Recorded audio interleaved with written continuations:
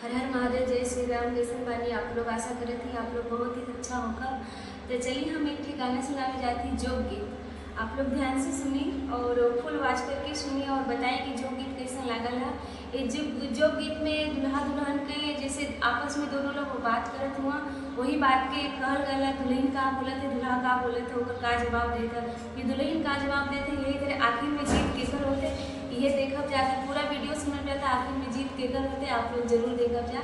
तो चलिए हम सुनाओ थे आप लोग के जो गीत, आप लोग सुनिए और बताइए कि जीत केकर होते।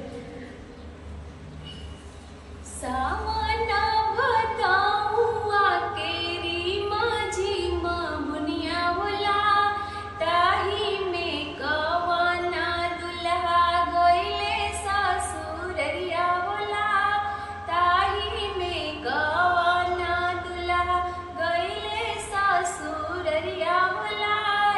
आजू के रतिया सुबवाया, आजू के रतिया सुबह देहु ना सरनिया होरा, बरसेले काली बदरिया भीजे मोरे दैया होरा, बरसेले काली बदरिया भीगे मोरी दैया होरा।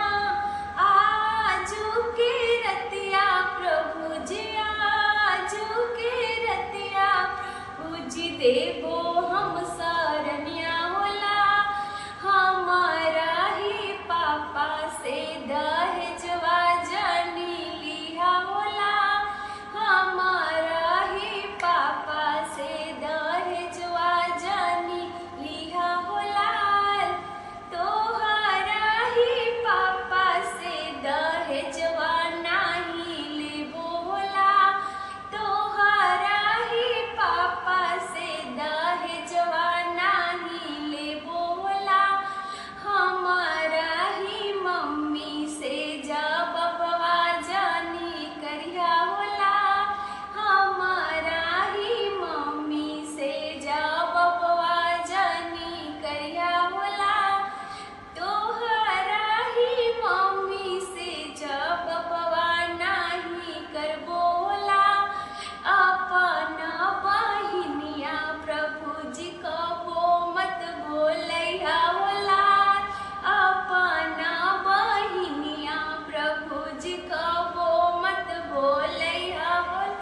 अले अपना बहिनिया सुबवा कबो ना बोलाई होला, ले अपने नैहरवा सुबवा कबो मत जइया होला, अपना नैहरवा सुबवा कबो मत जइया होला।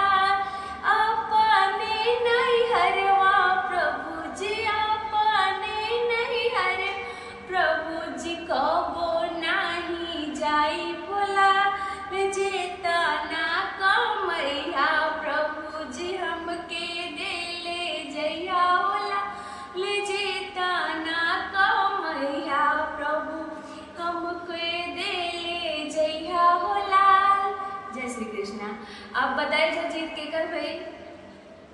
जीत तो एक थे औरत के ही होखेला, तो एकरे खातिर जीत दुल्हन के ही भई कि जितना कमैया कुल हमके देले जइया, ओकरे आगे दुल्हा के आगे कौनो जवाब ना रहे, ओकरे आगे वो कुछ ना बोलना। तो जीत केकर भई? एक लड़की का ही जीत भई। जय कृष्णा। बताइए आप लोग गाना कैसा लगल आप लोगों के?